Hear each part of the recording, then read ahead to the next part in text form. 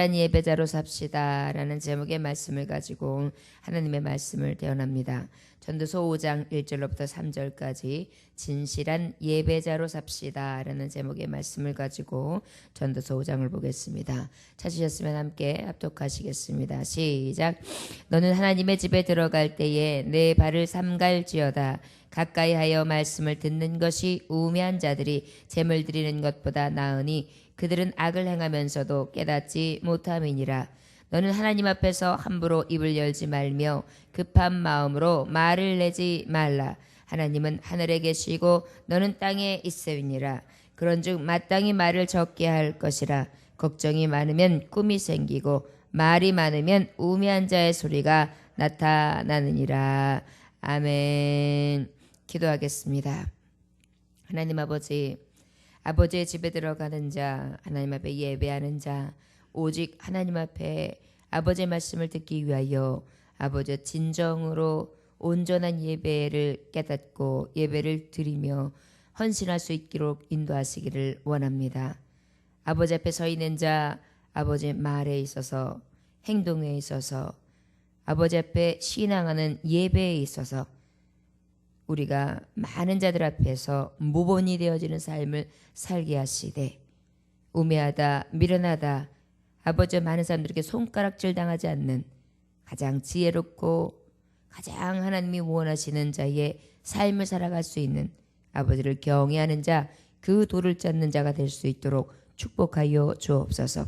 오늘도 귀한 말씀 앞에 섰습니다. 아버지 앞에 인정받으며 사랑받는 자로 오늘 한 날도 주 앞에 헌신하게 하여 주옵소서. 예수님의 이름으로 기도 올려나이다. 아멘. 5장 1절에 보니까 너는 하나님의 집에 들어갈 때에 내 발을 삼갈지어다. 가까이 하여 말씀을 듣는 것이 우매한 자들이 재물 드리는 것보다 나으니 그들은 악을 행하면서도 깨닫지 못합니다. 여러분, 하나님의 성전은 곧 하나님의 집이라 이렇게 말씀하고 있죠. 구약 시대에 되나 신약 시대에 되나 그 성전을 하나님의 집이라 말씀하고 있습니다. 하나님의 집에서는 하나님의 집이 그 만들어진 목적이 뭐예요? 하나님 앞에 예배를 드리도록 하기 위함이죠. 그러다 보니까 하나님의 집에 들어갈 때에는 예배 드리러 들어간다는 것입니다.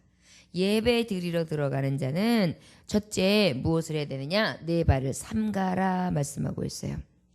내 발걸음을 삼가라는 것은 바로 무엇이냐면 성전에 들어가기 전에 너의 마음가짐, 네가 하나님 앞에 들어감과 동시에 들어가기 전에 온전히 네 발이 앞서기 전에 내 마음이 하나님을 향하라는 것입니다. 결과적으로 무엇이냐? 아버지 앞에 예배하는 발걸음이 되라는 것이죠. 어떤 이들은 어찌할지 할 수 없어서 아이고 예배드리지 아니하면 나한테 화가 와.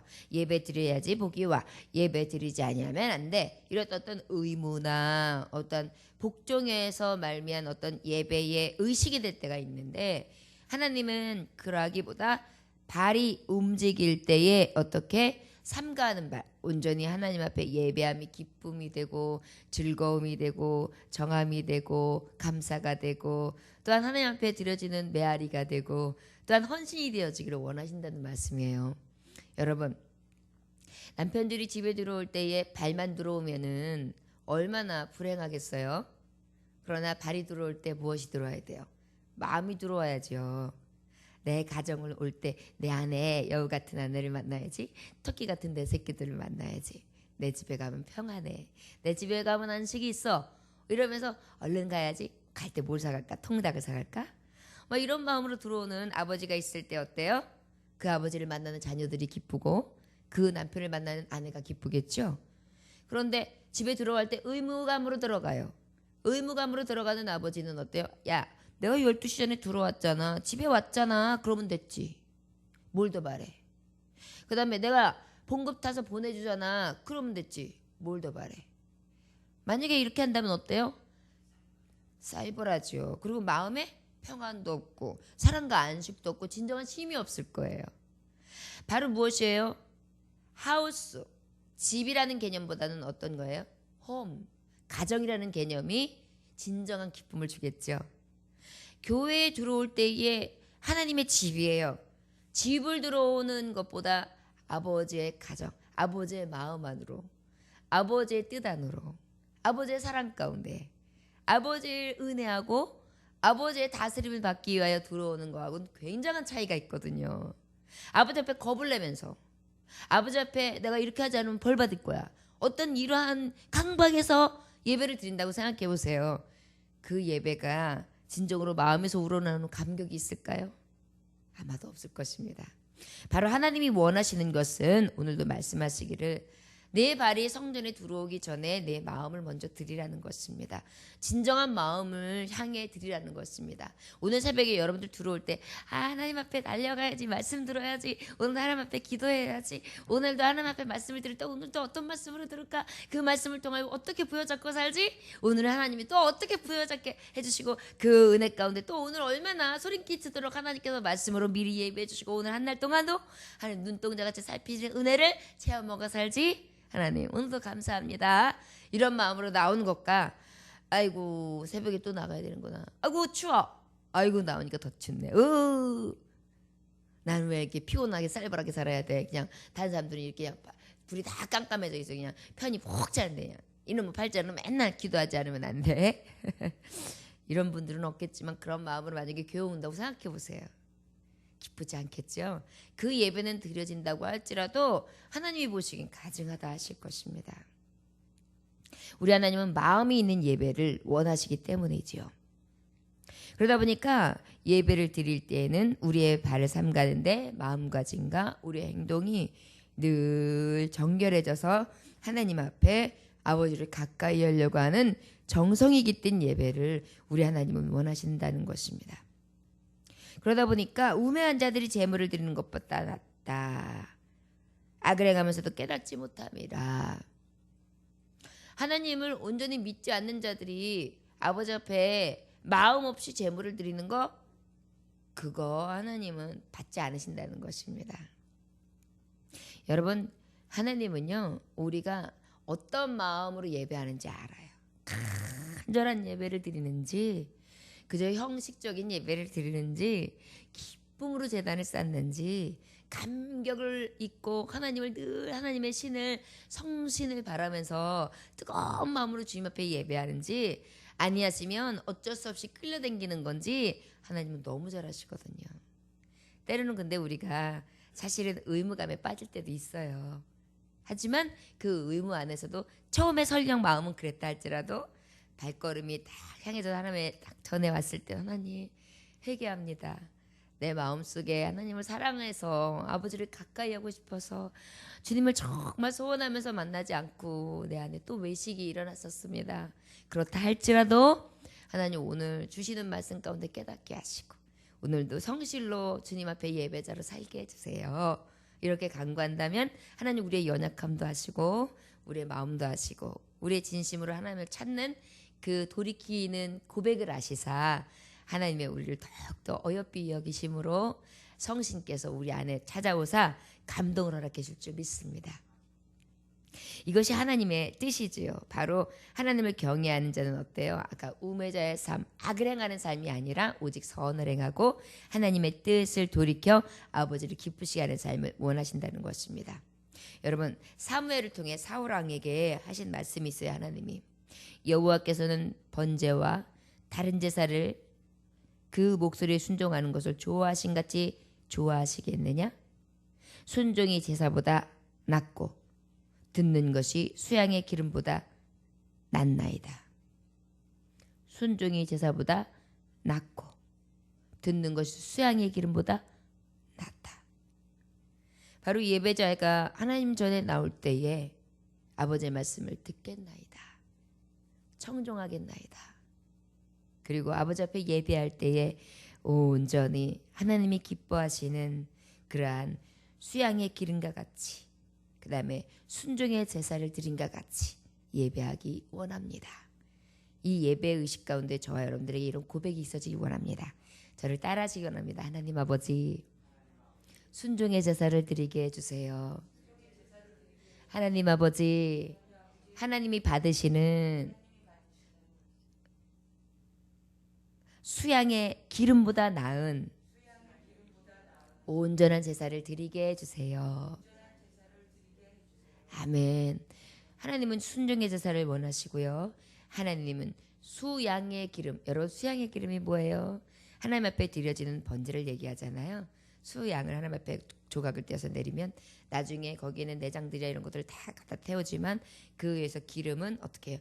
확 부어지고 그 기름을 넣어서 어떻게 해요?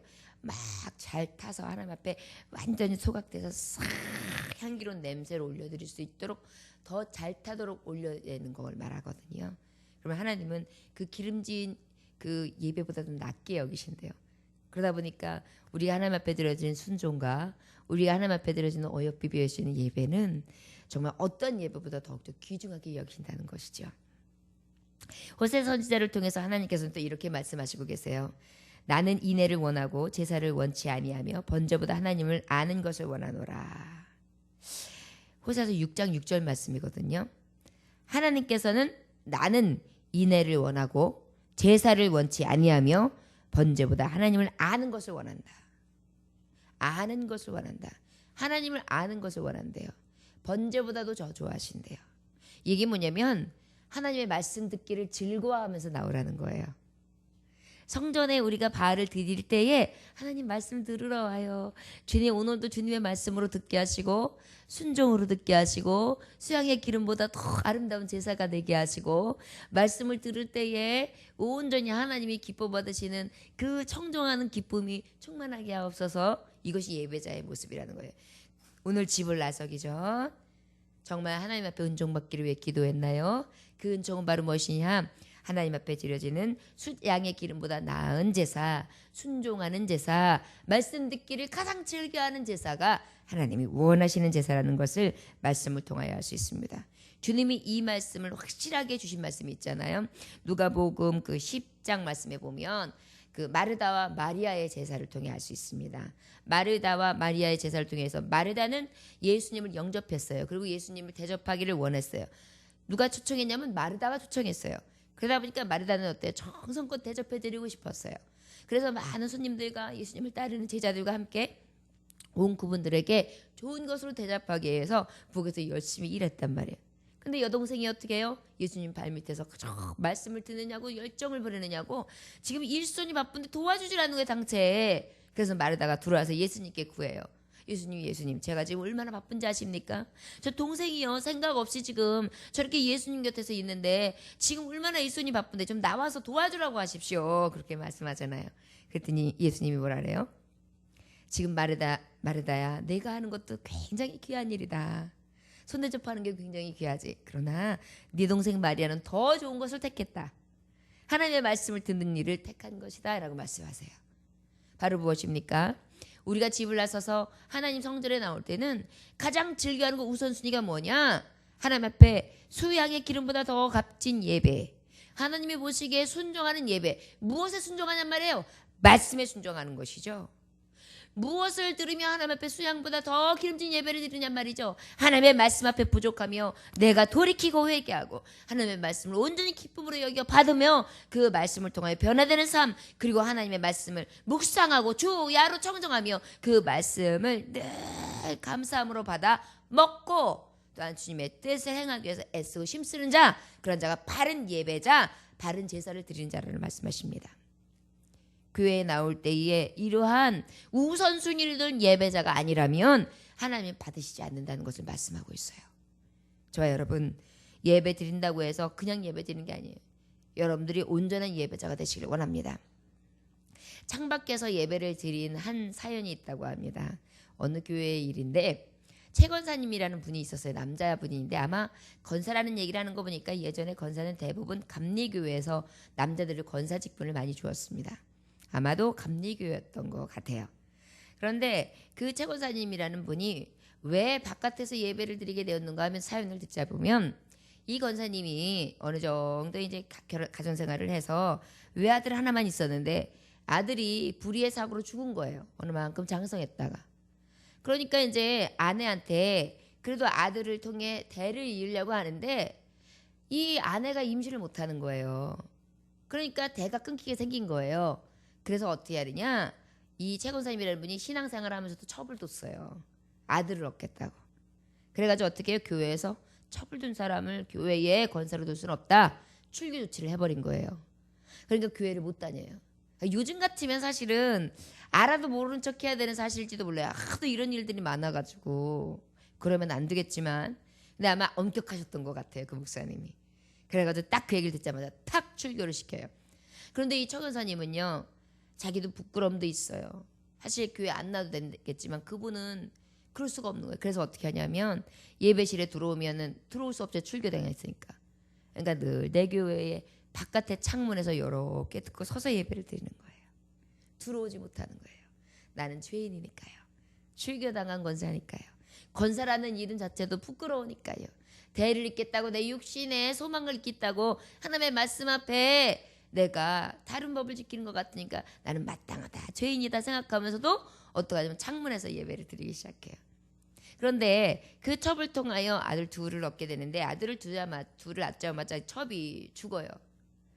그러자마자 어떻게 했느냐면 그 본처를 다시 들여서 그 아이를 키우고 또 신앙으로 계속 아이들을 양육을 잘합니다. 그러고 난 다음에 다른 목사님이 부임해 오셨어요. 근데 그 사연을 듣고 바깥에서 꾸준히 예배를 드리고 있는 그 최권사님의 사연을 듣고 그때서 어떻게 했을까요? 다시 교회를 들여서 다시 신앙으로 자리를 잡았다는 말씀이 있더라고요. 모르겠습니다. 사람이 정죄하고 또 사실은 죄에 대해서 엄격하고 교회의 모범을 삼고 이런 여러 가지 것들은 지금 따지하기 이전에 그 최권사님의 예배하는 모습을 한번 들여다보자는 거죠. 얼마나 창피했을까요? 그러고 난 다음에 이분이요, 나중에 후에는 어떤 사연이 있냐면 나중에 나이가 들어가서 중풍에 걸려요. 그런데 그가 예배할 때마다 한 말이 있대요. 나의 죄로 봤을 때는 난 중풍 이것도 가벼운 하나님의 징벌이라고. 나는 이것도 달게 져야 한다고. 그러면서 마지막까지 예배를 드리고 그러고 갔대요. 그래서 그 권사님의 그 하였던 모든 상황이나 처지나 했던 행동들을 얘기하기 이전에 진정한 예배자, 정말 하나님 앞에 나는 죄인입니다. 그러나 그럼에도 불구하고 저 예배는 드려야 돼요, 하나님. 그래도 저 하나님은 소망해요. 이 믿음, 이것이 정말 귀하다는 것이지요. 저와 여러분, 누가 누구를 정죄하겠습니까? 우리의 모습 속에도 얼마나 많은 쇳덩어리가 있는데요. 그럼에도 불구하고 믿음을 얼마나 우리가 지키느냐, 우리의 삶 가운데 어떤 모습이 있느냐, 우리는 다시 한번 이 분의 삶을 통해서 깨달아야 될 줄 믿습니다. 그래서 우리가 이 땅에서 지은 벌은요, 이 땅에서도 받고 하늘에서도 받아요. 왜? 행한 대로 보응을 받게 돼 있기 때문에. 그러나 그럼에도 불구하고 죄인 되었을 때에도 하나님 앞에 내가 끝까지 회개하며 믿음을 지키고 신앙은 내가 무조건 내가 끝까지 지키리라는 그러한 하나님을 사랑하는 마음만큼은 우리 안에 꼭 이분처럼 끝까지 가져야 되지 않을까라고 생각합니다. 죄는 미워해야겠지요. 아무도 하나님 앞에 봤을 때 이것에 대한 응당한 벌은 있을 것입니다.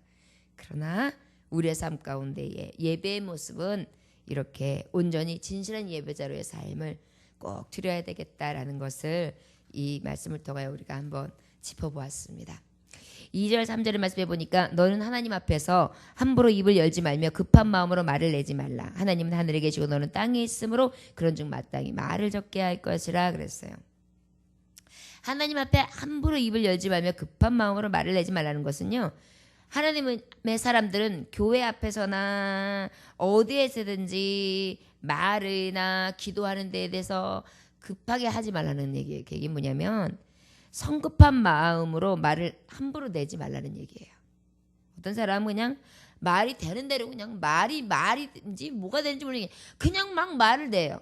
그래놓고 나중에 수습이 안 돼가지고 똥마려운 강아지처럼 왔다리 갔다 하면서 그거 어떻게 주워 담지도 못하고 그냥 왔다리 갔다 하면서 불안하고 초조해가지고 수습도 못하고 막 그렇게 안타깝게 사는 경우들이 있어요. 그런데 하나님은 이것에 대해서 교훈하고 있습니다. 진실한 예배자라면 하나님 앞에 기도할 때에도 엄격하게 정말 마음을 다하여 한마디 한마디 생각하면서 온전히 하나님의 뜻을 구하며 간구할 것이고, 왜요? 하나님은 불꽃 같은 눈으로 우리 하는 모든 소리를 듣고 계시거든요. 그리고 사람 앞에서도 여러분 하나님을 의식해야 돼요. 우리는 사람하고의 생활 가운데 하나님이 예배 때만 내가 널 받고 너는 사람들의 관계는 네가 알아서 해 그렇게 두시는 분이 아니거든요. 우리가 어떻게 살아가는지 보고 계세요. 사람에게 어떻게 대화를 하고 있고 어떤 마음으로 주고 있는지 알고 계세요. 여러분 웃으면서 아주 굉장히 좋은 관계로 얘기하는 것 같지만 이 안에 가증한 것 사람들은 몰라요. 하나님은 아신단 말이에요. 근데 하나님 그런 사람 굉장히 싫어하세요. 저는 그 하나님의 마음을 알 것 같아요. 사람도 두 마음 가지고 나를 대하는 사람 굉장히 기분 나쁘지 않으세요? 위선적으로 행동하는 거. 앞에서는 좋은 척하는데 보면 도대체 속을 알 수가 없고 그 다음에 대하다 보면 진정이 없는 것 같고 왠지 뭔가 깨림직한 관계. 그럼 싫잖아요. 근데 이거는 사람이 느낌이에요. 직감이에요. 그러다 보면 나중에 꼭 나타나더라고요. 근데 하나님은 어때요? 느낌이에요? 직감이에요? 아니거든요. 마음을 읽으시는 분이잖아요. 나보다도 나를 더 잘 아시는 분이시잖아요. 그러니 어떠시겠어요? 사람은 속일지라도 하나님은 못 속여요. 그러니 우리 하나님 앞에 사람 앞에 함부로 내뱉고 싶은 대로 또 아니면 정말 생각해서 한다고 하지만 아주 가증한 마음을 가지고 대하는 것 우리 하나님이 보시면은요 정말 안 기뻐하세요. 신앙생활 신실한 예배자 여러분 정말 말도 가려야 되고요. 마음에 있는 것들을 옮길 줄 아는 진실한 마음이 필요해요. 가증된 거 그 다음에 굉장히 간악한 거 그 다음에 말로는 이렇게 하면서 속으로는 이런 마음을 같이 가지고 있는 거 여러분 우리 이 시간 회개해야 돼요. 마음의 정함을 하나님은 원하시거든요. 간교한 거 사탄이 하는 짓이거든요. 간교한 것, 거짓, 가증한 것 이 마음이 다 어디서 나온 거예요? 그래서 너는 마귀의 종이라 그랬어요. 마귀 자식이라 그랬어요. 이것들 거짓의 압이라 그랬거든요. 이 모든 게 다 거짓이거든요. 거짓이 내 안에 도사리고 있다는 것은 마귀의 자식 노릇하고 있는 거지 하나님의 자녀 노릇하는 게 아니에요.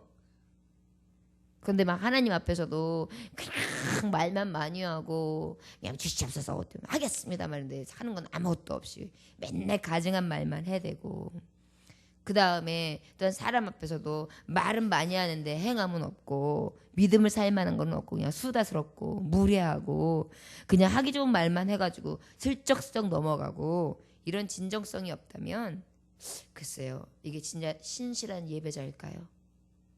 저와 여러분 이러한 부분에 대해서 늘 말에 대해서 아끼고 신중하고 다른 사람에게 봤을 때 인정받을 만한 삶을 살아야 되는 줄 믿습니다. 잠언서 그 10장 19절에 보면 말이 많으면 허물을 면키 어려우나 그 입술을 제어하는 자는 지혜가 있다 그랬어요. 우리 옛날부터 그냥 돌아오는 말이 있잖아요. 말 안 하면 중간은 간다고. 오히려 말 안 하고 가만히 있으면 그 사람은 중간이 가요.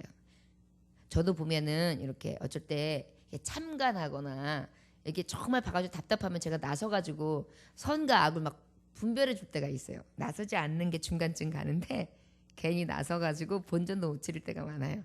여러분 이런 경험 많이 해보셨는지 모르겠어요. 이 사람하고 싸웠는데 내가 봤을 땐 분명히 이 사람이 옳아요. 그러면 지혜로운 사람들은 가만히 보고 그냥 편 안 들고 자기네끼리 잘 화합할 때까지 내버려둬요. 그런데 저는 또 그걸 못 참아요. 이건 불이라 이거죠. 그러면 이건 아니지 않냐고 이거 말이 맞다고 이렇게 살지 말라고 이렇게 얘기할 때가 있어요. 근데 나중에 화가 누구한테 들어와요? 말한 저한테 들어와요. 나서가지고 그렇게 말했다고. 그래가지고 그런 일로 좀 어려움을 몇 번씩 간혹 당한 일이 있어요. 오히려 제가 굉장히 막 심한 모욕을 당한 적이 있었어요. 많이 있었죠. 그래서 이게 나서는 거 정말 조심해야 된다. 이런 생각을 하는데 물론 의에 대해서만큼은 하나님이 판단하시겠지만 어쩔 때 저 사람이 억울한 것 같고 아닌 것 같으면은 깨닫게 하시기 위해서 나서는 것도 필요하다고 생각해요. 그러나 그게 선은 또 아닐 때가 있더라고요. 우리가 지혜 있게 이것이 하나님이 원하시는 것인가 원하지 않으시는 것인가 늘 정말 주님 앞에 분별의 영을 달라고 구하면서 가장 지혜 있는 삶을 살아야 될 줄 믿습니다.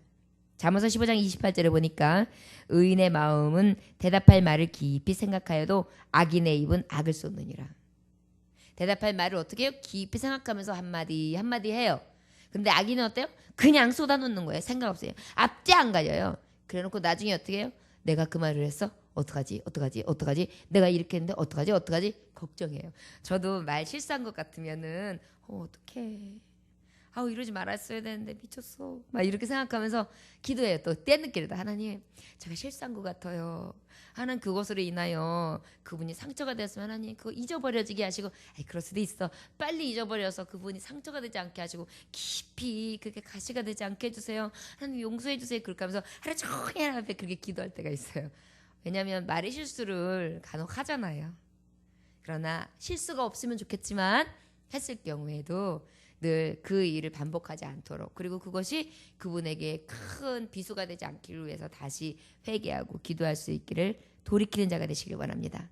야고보서 1장 19절에 보니까 너희가 알거니와 사람마다 듣기는 속히 하고 말하기는 더디하며 성내기도 더디하라.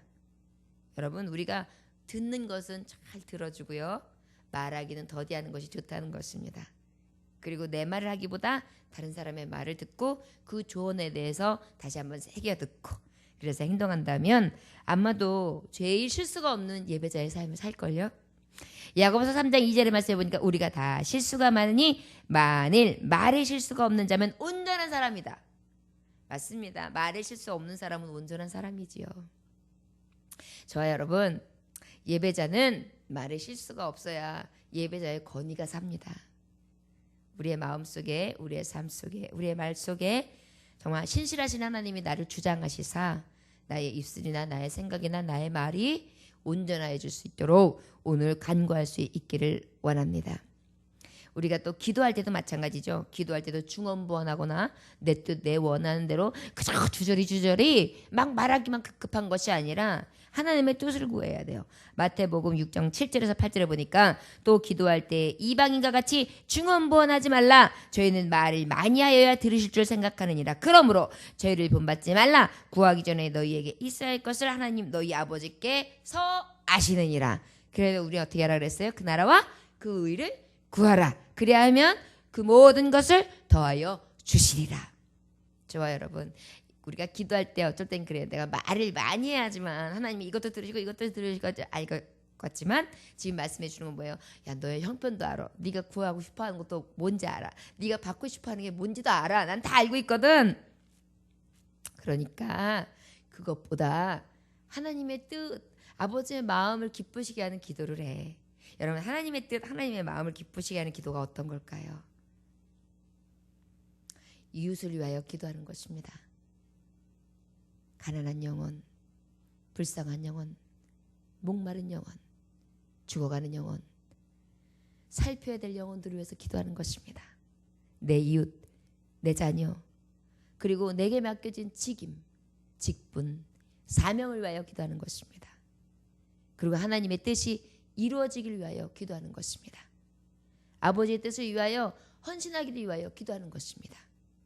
저와 여러분들 주님을 기쁘시게 하는 온전한 간구를 드시기를 오늘 이 새벽을 통하여 간구하시고 오늘 기도를 곰곰이 하시면서 내가 하나님 앞에 어떠한 예배자인가 진실한 예배자 맞는가 진정으로 하나님 앞에 순종의 제사 수양의 기름보다 나은 제사 그리고 주님의 말씀을 듣기를 정말 소망하는 제사 그리고 들었다면 그 말씀을 가지고 내가 주님 앞에 한마디 한마디 읊조리면서 정말 진정으로 드리는 제사 그러한 기도와 예배를 드리고 있는가 다시 한번 살피면서 회개할 것 회개하고 돌이킬 것 돌이키고 온전한 예배자의 삶으로 늘 하루하루의 삶 가장 그 순간의 삶이 하나님 보시기에 지혜로우며 선하며 그리고 아름답도록 주님 앞에 드려지시기를 원합니다.